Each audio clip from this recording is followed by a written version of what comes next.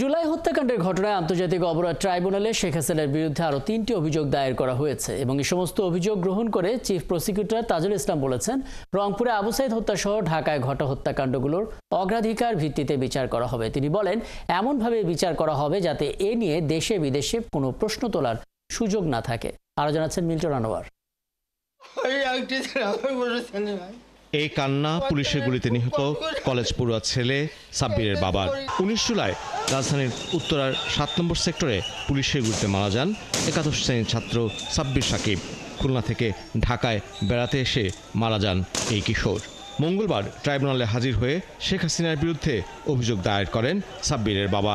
শেখ হাসিনা স্বরাষ্ট্রমন্ত্রী, আসাদুজ্জামান খান কামাল আইনমন্ত্রী, তারপর ওই এরা কাবু কাদের, আর এসপিডিসি পুলিশ কর্মকর্তা আর যত পুলিশ কর্মরত ছিল তাদের আসামি। মঙ্গলবার আন্তর্জাতিক অপরাধ ট্রাইব্যুনালে দায়ের হওয়া 3টি অভিযোগে শেখ হাসিনা ছাড়াও ওবায়দুল কাদের ও আসাদুজ্জামান কামালকে অভিযুক্ত করা হয়েছে। যথেষ্ট অভিযোগ ইতিমধ্যে এসেছে, কিন্তু যেহেতু অপরাধের মাত্রা অনেক বেশি হয়েছে, যেখানে যা কিছু ঘটেছে সংশ্লিষ্ট যারা আছেন আমরা বারবারই আহ্বান জানিয়েছি, বিচারটা দ্রুততম সময়ের মধ্যে করতে হলে তদন্ত সংস্থার কাছে, প্রসিকিউশনের কাছে তথ্যগুলো আসা খুবই জরুরি। সেই কারণে আমরা সবাইকে আহ্বান জানাচ্ছি, আপনারা এগুলো আমাদের কাছে পৌঁছানোর ব্যবস্থা করেন।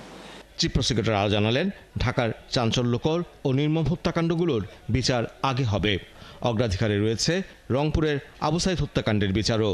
ঢাকা শহরের সবচাইতে বড় বড় হত্যাকাণ্ড যেগুলো হয়েছে, ধরেন উত্তরাতে হয়েছে, যাত্রাবাড়িতে হয়েছে, বাড্ডাতে হয়েছে, মিরপুরে হয়েছে, আশুলিয়াতে হয়েছে, এই মামলাগুলোকে আমরা আলাদা আলাদা করে এগুলো তদন্ত সম্পন্ন করে দ্রুত এগুলোকে বিচারের জন্য আগে নিয়ে আসার চেষ্টা করা হবে।